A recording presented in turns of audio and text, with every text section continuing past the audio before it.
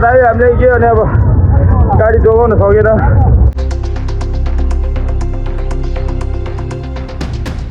एक तरफ चीन का तिब्बत, दूसरी तरफ नेपाल और हजारों किलोमीटर दूर भारत। इन तीनों जगहों को जोड़ने वाली एक ऐसी खबर सामने आई है जिसने सिर्फ पहाड़ों में रहने वाले लोगों को नहीं बल्कि उन परिवारों को भी चिंता में डाल दिया है जिनके अपने इस रास्ते पर मौजूद थे। 26 अगस्त की सुबह हिमालय के एक सीमावर्ती इलाके में अचानक ऐसा क्या हुआ कि कुछ ही समय में पानी, पत्थर और मलबा अपने रास्ते में आने वाली हर चीज को तबाह करने लगा। कहीं सड़कें और पुल बह गए, कहीं पूरा इंफ्रास्ट्रक्चर मलबे में दब गया और कहीं परिवार अपने उन लोगों की खबर का इंतजार करने लगे जिनसे अचानक संपर्क टूट गया। लेकिन कहानी सिर्फ नेपाल की बाढ़ तक सीमित नहीं है। इस तबाही का असर चीन के तिब्बत तक पहुंचा और इसके बाद भारत में भी लोगों की चिंता बढ़ने लगी। आखिर हिमालय में शुरू हुई यह तबाही चीन से नेपाल और फिर भारत तक कैसे जुड़ी? कितनी जानें गईं? कितने लोग अब भी लापता हैं?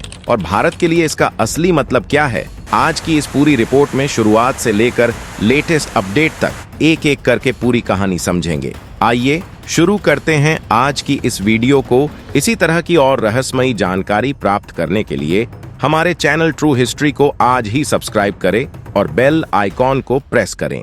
आखिर इस तबाही की शुरुआत हुई कहां से? इस कहानी की शुरुआत नेपाल के रसुआ जिले में चीन के तिब्बत क्षेत्र की सीमा के पास मौजूद ऊंचे हिमालयी इलाके से होती है। यहाँ लहेंडे खोला नदी के आसपास अचानक एक बड़ा आइस रॉक एवलांच हुआ। शुरुआती वैज्ञानिक आकलनों के मुताबिक ग्लेशियर का एक हिस्सा टूटकर नीचे आया और उसके साथ बर्फ, चट्टान और भारी मलबा भी तेजी से नीचे गिरा। यही मलबा लहेंडे खोला नदी में जा पहुंचा और नदी का सामान्य बहाव बुरी तरह प्रभावित हो गया। इसके बाद जो हुआ वही इस पूरी त्रासदी का सबसे खतरनाक हिस्सा था। भारी मलबे से नदी का रास्ता प्रभावित हुआ, पानी जमा होने लगा और फिर अचानक पानी और मलबे का तेज बहाव नीचे की ओर निकल पड़ा। यह बहाव भोटेकोशी नदी की तरफ बढ़ा और देखते ही देखते नदी का रूप बदल गया। कुछ ही देर में शांत पहाड़ी नदी एक बेहद ताकतवर फ्लैश फ्लड में बदल चुकी थी। और फिर यह पानी सिर्फ अपने साथ पानी नहीं ला रहा था, इसके साथ बर्फ, चट्टानें, मिट्टी और भारी मलबा भी था। यही वजह थी कि इसके रास्ते में आने वाली सड़कें, पुल, घर और इंफ्रास्ट्रक्चर इतनी तेजी से प्रभावित हुए। इस तबाही की एक और भयावह बात यह थी कि शुरुआती जानकारी के मुताबिक वहां उस समय कोई ऐसी सामान्य भारी बारिश नहीं थी जिससे इतनी अचानक बाढ़ की पूरी तरह व्याख्या हो सके। इसी वजह से वैज्ञानिकों का ध्यान ग्लेशियर और आइस रॉक एवलांच की तरफ गया। हालांकि घटना के सटीक ट्रिगर और पूरे सीक्वेंस की जांच अभी जारी है और यहीं से शुरू हुआ वह सिलसिला जिसने पहले नेपाल, फिर तिब्बत और उसके बाद भारत में भी चिंता पैदा कर दी। कुछ ही देर में तबाही कैसे फैलती चली गई। पहाड़ों से आया पानी और मलबा अब तेजी से नीचे की ओर बढ़ रहा था। रसुआ के तिमुरे और स्याफ्रुबेसी जैसे इलाके इसकी चपेट में आने लगे। जिस रास्ते से लोग रोज गुजरते थे वहीं अब पानी के साथ पत्थर और कीचड़ का तेज बहाव दौड़ रहा था। भोटेकोशी नदी का जल स्तर अचानक इतना बढ़ गया कि नदी के किनारे मौजूद कई बस्तियों और इंफ्रास्ट्रक्चर को भारी नुकसान पहुंचा। सड़कें टूट गईं, पुल बह गए और कई जगहों पर बिजली से जुड़ी परियोजनाएं भी प्रभावित हुईं। नेपाल इलेक्ट्रिसिटी अथॉरिटी के मुताबिक इस आपदा से करीब 430 मेगावाट की उत्पादन क्षमता प्रभावित हुई, जिसमें हाइड्रो पावर और सोलर फैसिलिटीज दोनों शामिल थीं। लेकिन मुश्किल सिर्फ तबाही की नहीं थी। रेस्क्यू टीम्स के लिए लोगों तक पहुंचना भी चुनौती बन गया।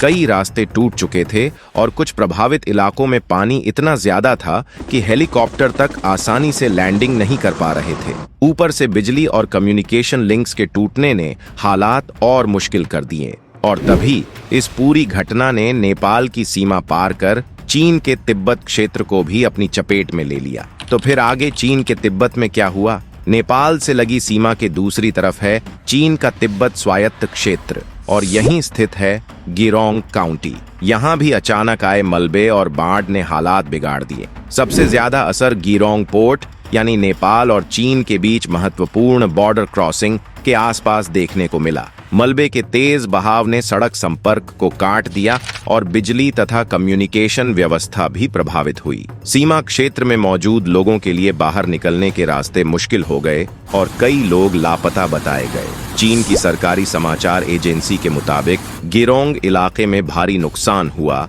और बचाव अभियान शुरू किया गया। चीन के राष्ट्रपति शी जिनपिंग ने भी लापता लोगों की तलाश के लिए हर संभव प्रयास करने और आगे होने वाली संभावित आपदाओं के लिए मॉनिटरिंग और अर्ली वार्निंग व्यवस्था मजबूत करने का निर्देश दिया। यानी कुछ ही घंटों में इस आपदा ने नेपाल और चीन के तिब्बत दोनों तरफ भारी तबाही मचा दी थी। लेकिन इस पूरी कहानी का असर सिर्फ नेपाल और चीन तक सीमित नहीं था। इसका एक सीधा कनेक्शन भारत से भी जुड़ रहा था। नेपाल के जिस सीमावर्ती इलाके में यह तबाही हुई, वहां उस समय कैलाश मानसरोवर यात्रा पर जाने वाले कई भारतीय तीर्थयात्री भी मौजूद थे। बाढ़ और मलबे की वजह से रास्ते और कम्युनिकेशन व्यवस्था प्रभावित हुई, जिसके बाद कई भारतीय यात्रियों से संपर्क नहीं हो पाया। नेपाल के अधिकारियों की ओर से भारतीय नागरिकों के अनअकाउंटेड होने की जानकारी सामने आई। इनमें कई लोग कैलाश मानसरोवर यात्रा पर गए थे। खबर सामने आते ही भारत में भी उन परिवारों की चिंता बढ़ गई जो अपने परिजनों से संपर्क होने का इंतजार कर रहे थे। लेकिन भारत का कनेक्शन सिर्फ यात्रियों तक ही सीमित नहीं था। नेपाल से निकलने वाली कई नदियां आगे भारत के मैदानी इलाकों में प्रवेश करती हैं। इसलिए नेपाल में अचानक आई इतनी बड़ी बाढ़ के बाद भारत के सीमावर्ती इलाकों में भी नदी के जल स्तर और संभावित फ्लड सिचुएशन को लेकर निगरानी बढ़ाई गई। यानी पहाड़ों में शुरू हुई यह तबाही अब 3 अलग-अलग तस्वीरें दिखा रही थीं।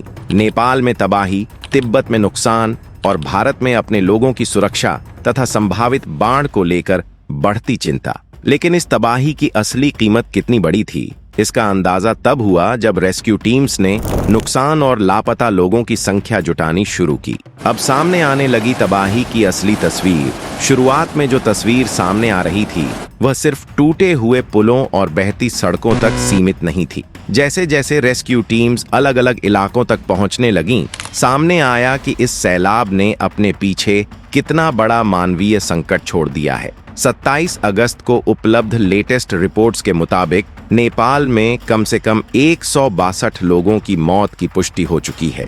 लेकिन रेस्क्यू टीम्स की चिंता सिर्फ इतनी नहीं है। सैकड़ों लोग अभी भी लापता हैं और कई परिवार अपने लोगों की खबर का इंतजार कर रहे हैं। नेपाल के पर्यटन अधिकारियों के मुताबिक 579 पर्यटकों का अभी तक पता नहीं चल पाया है, जिनमें 400 से ज्यादा विदेशी नागरिक शामिल हैं। हालांकि अलग अलग सरकारी एजेंसीज की लिस्ट्स में अंतर है, इसलिए इन आंकड़ों को जोड़कर कोई अलग कुल संख्या बताना सही नहीं होगा। सीमा के दूसरी तरफ चीन के तिब्बत स्थित गाइरोंग काउंटी में भी कम से कम 3 लोगों की मौत की पुष्टि हुई है। वहीं बड़ी संख्या में लोग अभी भी लापता बताए जा रहे हैं और रेस्क्यू ऑपरेशन लगातार जारी है। लेकिन इन आंकड़ों के बीच भारत से जुड़ी एक खबर ने चिंता और बढ़ा दी है। नेपाल के अधिकारियों के मुताबिक 133 भारतीय नागरिक अनअकाउंटेड बताए गए हैं, जिनमें कई लोग कैलाश मानसरोवर यात्रा पर गए हैं। हालांकि यहाँ एक बात बिल्कुल साफ समझना जरूरी है, मिसिंग या अनअकाउंटेड होने का मतलब यह नहीं है कि इन लोगों की मौत हो चुकी है। तो दोस्तों, हिमालय के पहाड़ों से शुरू हुई यह तबाही कुछ ही घंटों में नेपाल से लेकर चीन के तिब्बत तक अपना असर छोड़ गई और इसकी गूंज भारत तक सुनाई दी। कहीं बाढ़ और मलबे ने रास्ते तबाह किए, कहीं लोग लापता हुए और कहीं अपने अपनों की खबर का इंतजार करते परिवार नजर आए। लेकिन इस पूरी घटना ने एक बार फिर यह सवाल जरूर खड़ा कर दिया है कि बदलते हिमालयी मौसम और तेजी से पिघलते ग्लेशियरों के बीच आने वाले समय में ऐसी आपदाओं से निपटने के लिए हम कितने तैयार हैं। फिलहाल रेस्क्यू और राहत का काम जारी है और प्रभावित इलाकों में स्थिति पर लगातार नजर रखी जा रही है। अगर आपको यह पूरी जानकारी जरूरी लगी हो तो वीडियो को लाइक जरूर करें और ऐसी ही वेरीफाइड और इम्पोर्टेंट खबरों के लिए हमारे चैनल को सब्सक्राइब करना न भूलें। मिलते हैं अगली बड़ी खबर के साथ, तब तक के लिए अपना ख्याल रखिए।